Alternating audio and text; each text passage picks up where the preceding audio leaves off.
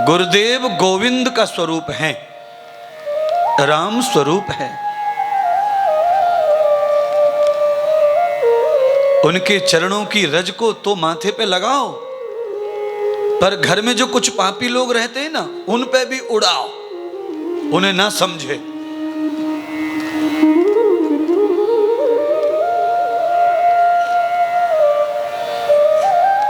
पवन देवता ने वायुमंडल से राम के चरणों की रज को उड़ाना शुरू कर दिया।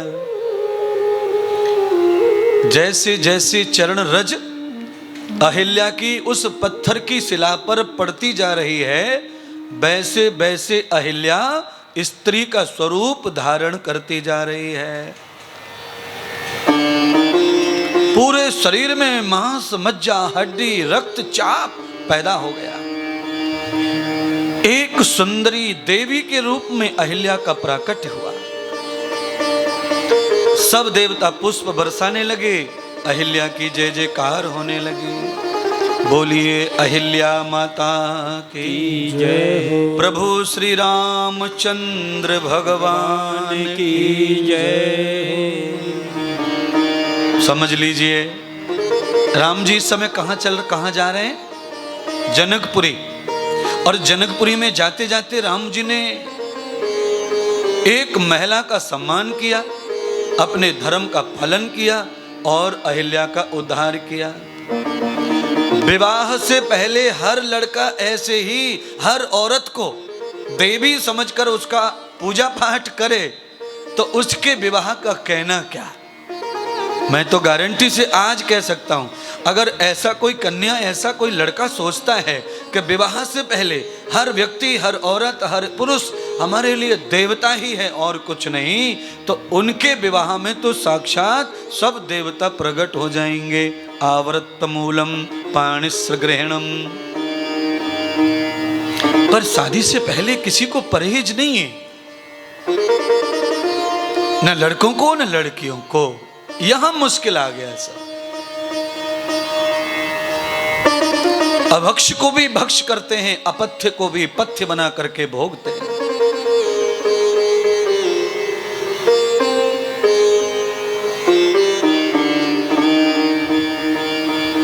समझते चलो कथा।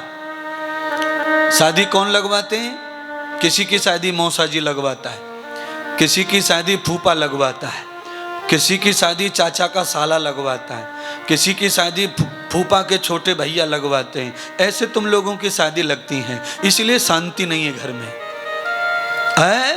शादी कैसे जोड़नी चाहिए?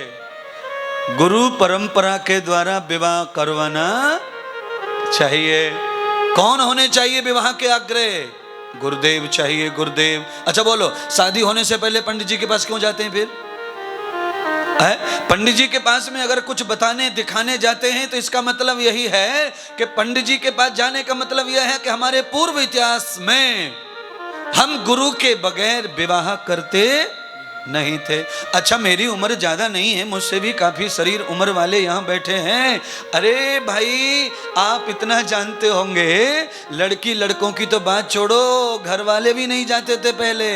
केवल पंडित जी और गांव का नाई, ये दोनों ही रिश्ता पूरा करके आते थे। महाराज वही सगन दे के आते थे, वही लगन दे के आते थे, और घर वालों को तो पता ही नहीं चलता। इतना भरोसा ब्राह्मण, इतना साधु पे भरोसा समाज का था। पर अब तो हम अपने घर में एक दूसरे पर भी भरोसा पूरा करते नहीं। पत्नी ने पति को 3 बार पूछ लिया किसी बात को, ये सच बताओ, सच बताओ। अगर पत्नी 3 बार यही बात कह रही है कि सच बताओ, सच बताओ, इसका मतलब सीधा सीधा है कि पति पे भरोसा बचा नहीं है। नहीं तो भरोसा है तो पति जो मुंह से कह दे वही पत्थर की लकीर होती। पर 3 बार पूछ रही है, सच बताओ, मजाक मत करो, सच बताओ। ये हाल है पत्नियों का।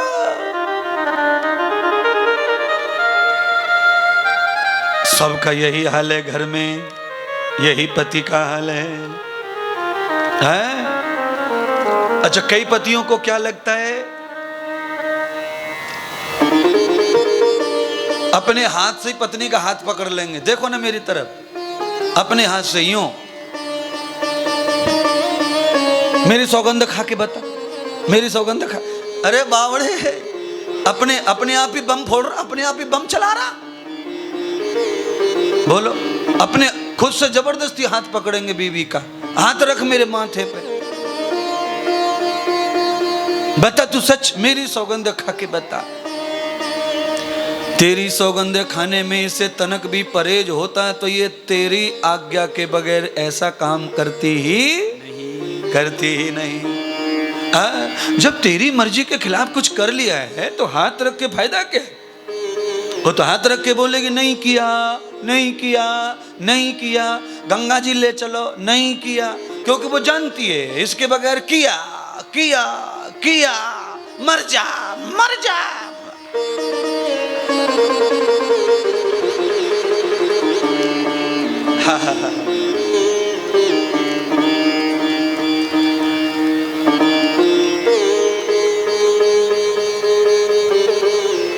जिनके घर में ऐसे कांड होते रहते हैं वो हाथ खड़ा मत कर देना, नहीं तो सबको पता चल जाएगा। हाँ, 80% ऐसे पति पत्नी है, इसलिए मुझे तो सब पता है। 20 में से 80 जोड़ी ऐसी हैं। कैसी? गुड्डू के पापा, सच बताइयो, गुड्डू के पापा। नौशहरा की कथा में गुड्डू खूब प्रसिद्ध हो गया है।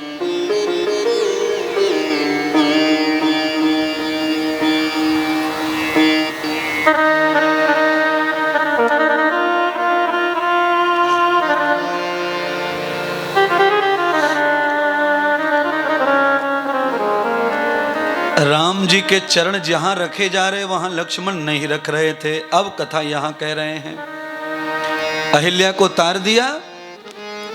राम गुरुदेव के चरणों की महिमा क्या है वो लक्ष्मण कह रहे हैं। लक्ष्मण के पैरों से रक्त बह रहा है। क्यों? पगडंडी के अगल बगल में जो डूंट हैं लकड़ियों के, उन पे चल रहे हैं बेचारे। 2 पैरों की जगह एक में गुरु के घुस गए, एक में राम जी के। सेवक को कुछ नहीं मिलता तो क्या करें, पैर के ऊपर पैर रखा तो अभी अभी महिमा देख के आ रहे हैं। राम जी के चरणों की रज मिट्टी का क्या महिमा है, पत्थर को औरत बना दिया है। अब इसमें मैं रख दूं तो महापापी हो जाऊंगा।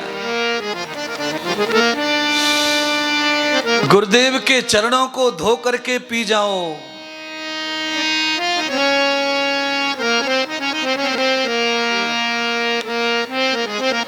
आगे कथा जब चलेगी 2 दिन और, तब आप सब जान जाएंगे राम के चरणों की महिमा।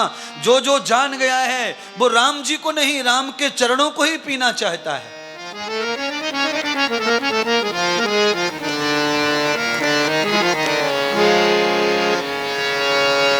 बिहतम पदम न गक्षिताम ये वे योग विसंगति संगम साधो विशारद ये वे अस्त प्रवाहसो। चलते चलते सूर्य अस्त हो गया। विश्वामित्र जी ने कहा, राम रात्रि में यात्रा नहीं करनी चाहिए, विश्राम करें। निकट आ गया है जनकपुर, सुबह नहाएंगे धोएंगे तैयार होंगे और फ्रेश होके चलेंगे आशीर्वाद के लिए। रात्रि में जाएंगे, क्या मालूम कैसी व्यवस्थाएं होंगी, किसी को तकलीफ नहीं देनी चाहिए। बड़ी अच्छी बात, चिंतन कितना बढ़िया है। ये चिंतन हमारा भी होना चाहिए। अपनी सुविधा अच्छी हो इसके लिए दूसरे को असुविधा में कभी नहीं डालना चाहिए।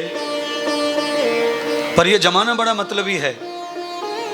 इनको 2 बजे भी फोन खटखटाने में टेंशन नहीं आता है। 2 बजे रात के फोन कर, जीजी मैं आ रहा हूं जीजी, ये हाल है।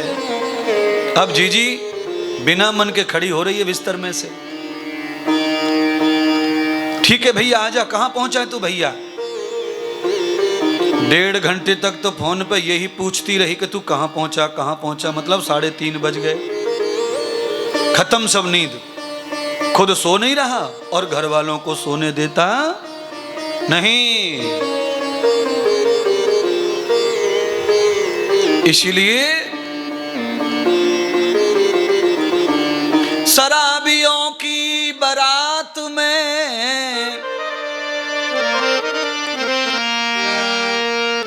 राम जी का बारात, शराबियों की बारात में और पैर ना धरिए, गुंडों की जमात में कभी मुखिया ना बनिए।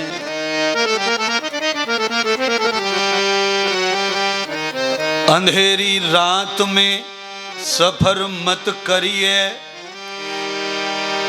ओलों की बरसात में बाहर मत निकलिए। 4 चीजें गांठ मार के ले जाओ घर में। जहां पर गुंडे लुच्चे खड़े हों वहां जाकर के तुम्हें शामिल होने की जरूरत नहीं है। करेगा कोई और भरेगा कोई। संशय में जब पुलिस का डंडा छूटता है तो गीले सूखे। इसीलिए महाराज अंधेरी रात में सफर ना करिए, एक और शराबियों की बारात में पैर ना धरिए। हाँ, ये शराब पी करके जो बारात में नाचते कूदते हैं ना, ये दूल्हे के बाप का सम्मान होने देते नहीं है। ये सब धोखे रख देते।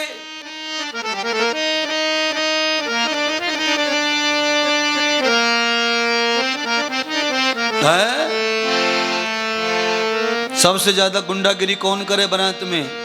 जीजाजी। घर पे पी नहीं, कभी घर पे नहीं पी, पर आज मेरे साले की शादी है, शौक पूरे कर रहा है पी पी के। और जीजा होने के नाते लोग माफ कर देते हैं। कभी चाचा ससुरे को खींच रहा, कभी ताऊ ससुरे को, शर्म खो गई, वो माफ कर रहे। ताऊ ससुरे का बड़ा जो लड़का था वो जरा पहलवानी करता था, उसने कहा जीजा कि मैं ही उतार दूं नशा।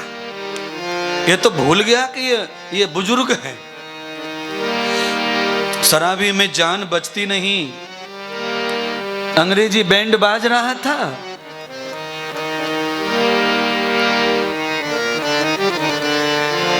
साले ने आकर पीछे से पैर में थोड़ी टांग में टांग मार दी महाराज। जीजा जी 3x3 का गटर होता है, नाली होती बगल में रोड के, सीधे जीजा जी वहां जाके अपना चरणामृत ले रहे पूरे गांव का। पूरे गांव नौशेरा का। और बाकी तो आप समझे गए होंगे हम लोग क्या क्या करते हैं अपने गटर में, अपने मोरी में, अपने बाथरूम में। सही कह रहे हैं गुरुदेव। है किसी किसी आदमी को तो इतना प्रॉब्लम है 20 बार जाता है बाथरूम, 15-20 बार पेशाब चला जाता है।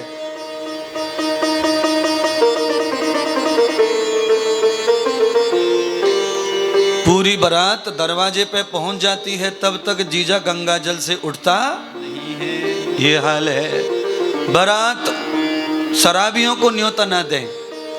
मैंने तो परसों ही कह दिया था, राम जी की बारात में सुधरे लोगों की ही जरूरत है। एक आएगा बीच में, देखो कमाल कथा का। पर जहां सभी सुधरे लोग हो जाते हैं वहां एक बिगड़े से कुछ भी बिगड़ता नहीं है। रात में सो गए, राम जी ने चरण दबाए विश्वामित्र जी के, गुरुदेव सुला दिए। अब राम जी को सुलाने के लिए लक्ष्मण चरण दबा रहे हैं। लक्ष्मण के चरण दबाने वाला कोई मौजूद नहीं है। यह है सेवा का धर्म। दोनों भाइयों ने मिलकर गुरुदेव की सेवा की, लक्ष्मण ने राम जी की सेवा की, और लक्ष्मण सोए ही नहीं।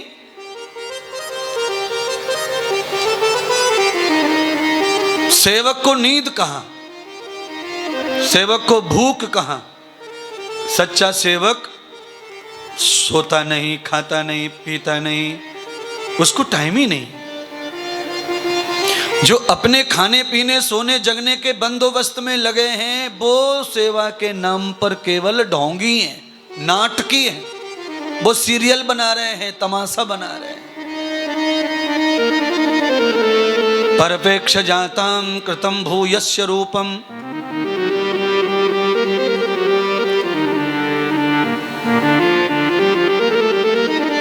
सीमा पर खड़े हुए फौजी को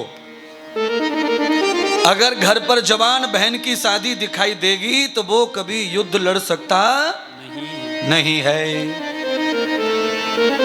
सारी चीजों को भूलकर सेवा हो रही है, तब रक्षा हो रही है समाज की। आप भी ऐसा समझ लें, हम सब लोग ही अपने अपने घरों के लिए सैनिक हैं, ऐसा सब समझ लो।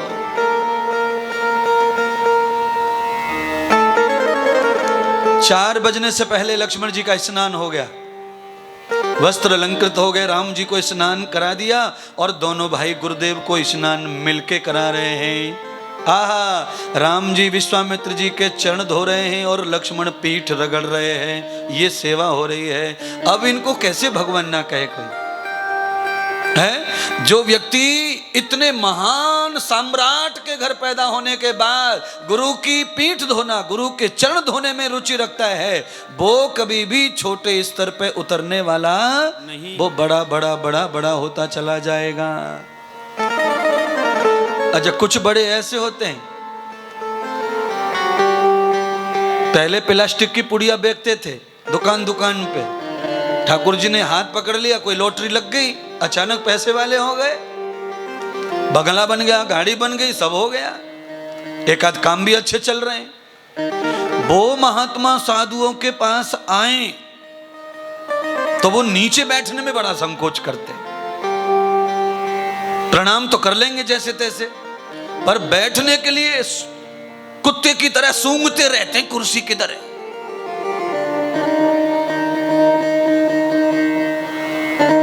हिलेंगे डुलेंगे, पर ये महात्मा लोग बड़े समझदार होते हैं, वो पहचान लेते हैं कि ये कुर्सी के मारे टेंशन आया है इसको।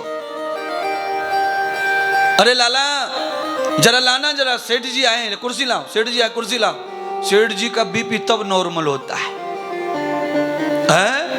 ये जो पैसा है ये आदमी को हर जगह कम करता चला जाता है।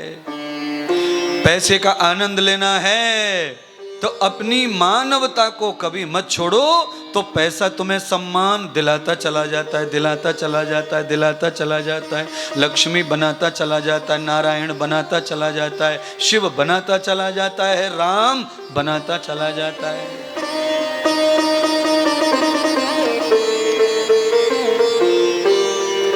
दोनों से आज्ञा होगी, भैया पूजा पाठ के लिए जरा फूल ले आओ बगीचे से। बगीचे से फूल लेने के लिए दोनों भ्राता चले गए आज्ञा पाकर। उस बगीचे के गेट पर बोर्ड लगा था कि इस बगीचे में पुरुषों का आना वर्जित है।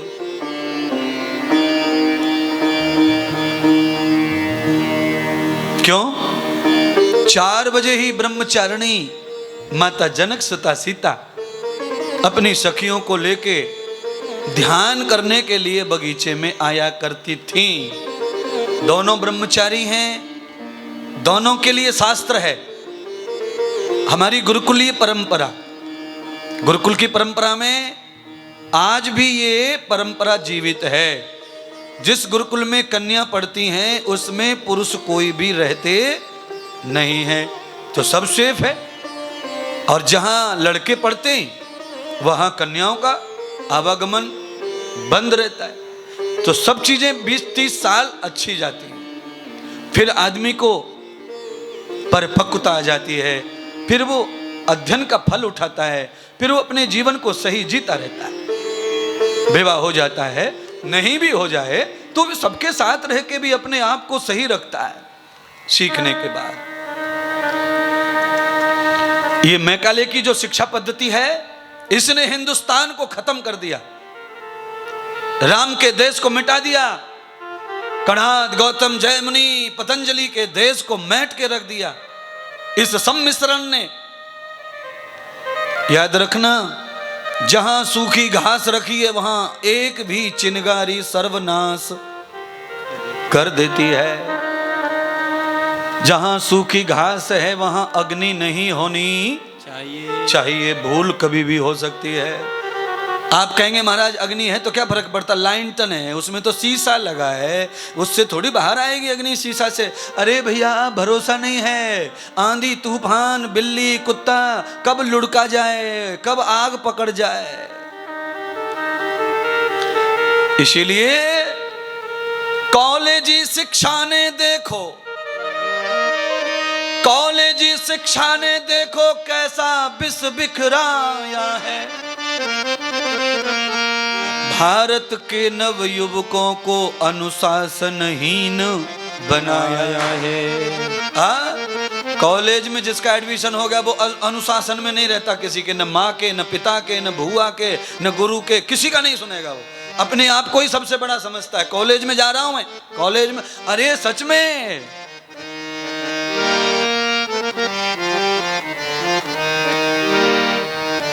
अंग्रेजी शिक्षा ने देखो कैसा विष बिखराया है। आग लग गई चरित्र में।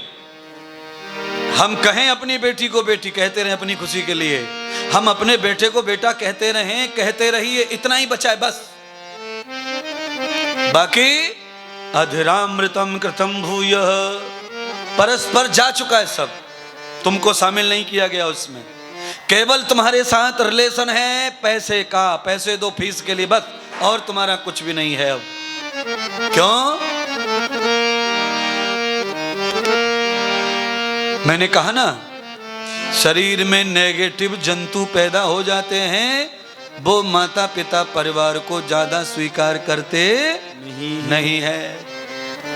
मेरी सुनो, मेरी बोलिए ना भाई, ऐसा क्या हो गया लाला है, हमने तुझे पैदा किया, तुझे बड़ा किया, तुझे पढ़ने भेजा, पढ़ाया घर पे, जो तुझे नहीं आता वो भी सिखाया, अब ऐसा क्या ज्यादा हो गया तेरे पास में जो तेरी सुने? ये कमजोरी किसकी है? ये माता पिता की कमजोरी है। अच्छा, माता पिता किस बात से डरते हैं? बच्चा नाराज हो जाएगा, कहीं भाग जाएगा, कुछ कर लेगा, कुछ धर लेगा, ये हो जाएगा वो। अरे आज नहीं, इसी वक्त करने दो, मरने के लिए आया है, मरने दो ना।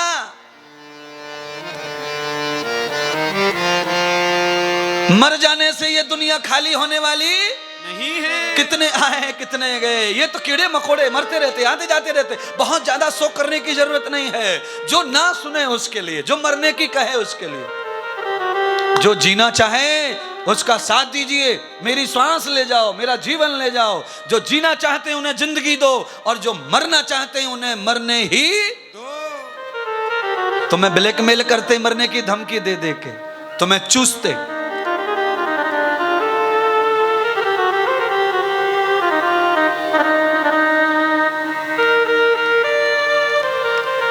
माता पिता गिड़गिड़ाते हैं, न जाने क्या चाहिए उनको बच्चों से।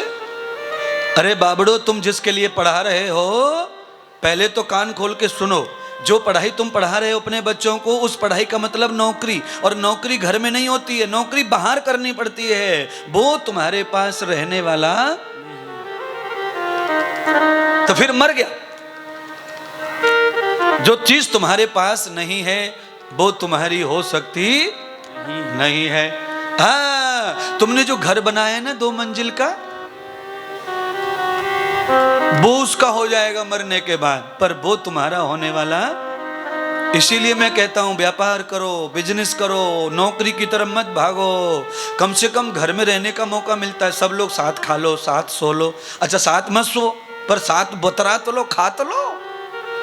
है भाई, घर में रहते हैं, रात में किसी को छाती में दर्द हुआ तो हल्ला हुल्लू मचा के दरवाजा खोल के अपने अपने बेडरूम से कम बाहर तो आ जाएंगे। पर वो कैसे आएगा जम्मू से रात के 3 बजे दर्द हो रहा छाती में पापा के, पापा 1.5 घंटे में हॉस्पिटल नहीं पहुंचा तो राम राम सत्य हो जाएगा, और उसको आने में सुबह तक 5 घंटे लगेंगे, तब तक कहाँ है? फिर मरा पापा मिलेगा। सही कह रहे महाराज। फिर आप कहेंगे महाराज सब व्यापार करेंगे तो खरीदेगा कौन? एक बार करके तो देखो। खरीद वालों की कोई कमी नहीं है। सब चीज सब नहीं है। इलेक्ट्रिक ये बल्ब और तार बेचने वाला सब्जी खरीद रहा है कि नहीं खरीद रहा है? एक सब्जी की दुकान कर लो, एक तार फार की दुकान कर लो, एक चीना बूरा गुड़ बेच लो, एक चावल और दाल बेच लो, एक दूसरे को बंटवारा करके ये है भाई व्यापार है। एक ईंट का भट्टा लगा लो, एक सीमेंट की एजेंसी ले लो, एक लोहा ले लो, एक दूसरे के बगैर काम ही ना चलेगा सबका। क्रॉस मैचिंग हो जाएंगे सब और सबका धंधा सबका व्यापार चलेगा, सबको रोटी, सब घर में रहेंगे महाराज। जिसने व्यापार का हाथ पकड़ा है वो आगे बढ़ता चला जाता है जल्दी। नौकरी क्यों करी, गर्ज पड़ी तो करी। समझ गए?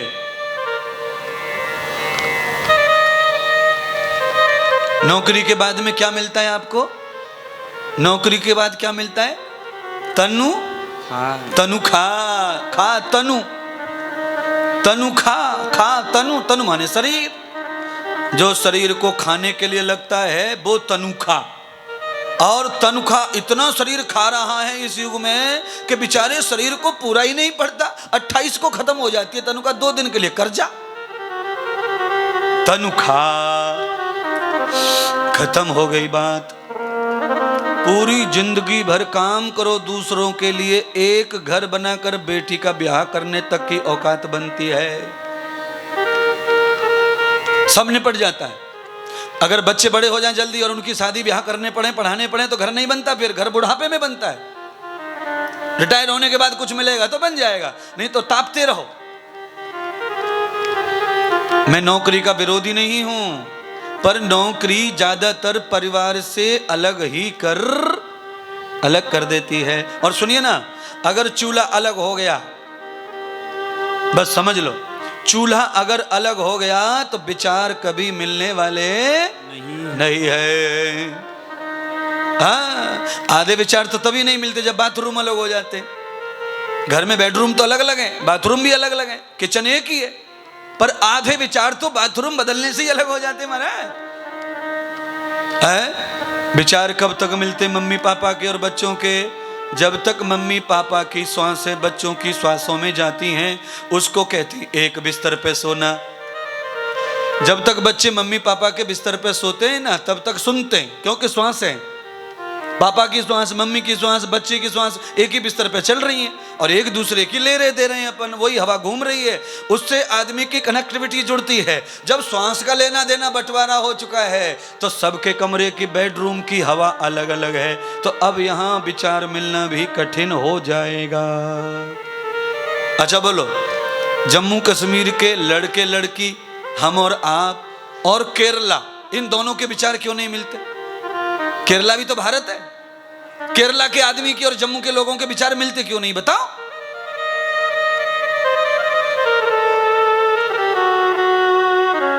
नहीं मिलेंगे, नहीं मिलेंगे। क्यों? हवामान, हवा बदल गई तो सब कुछ हवा के साथ ही चलता है। अच्छा बोलो, शरीर कैसे चलता है? हवा से। प्राण कैसे? हवा से।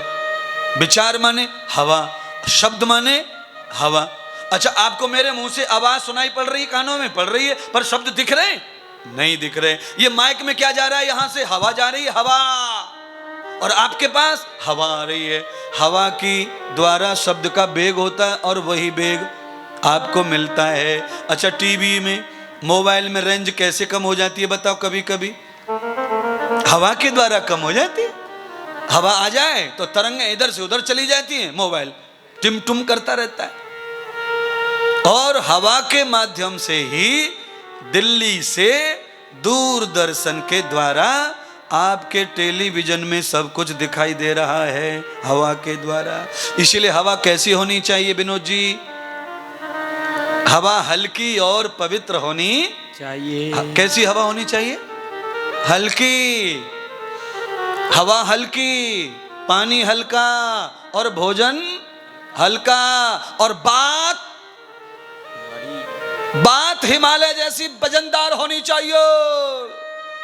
पर तुम्हारी रोटी भारी, सब्जी भारी, हवा भारी, और बात हल्की, कुछ भी कह दो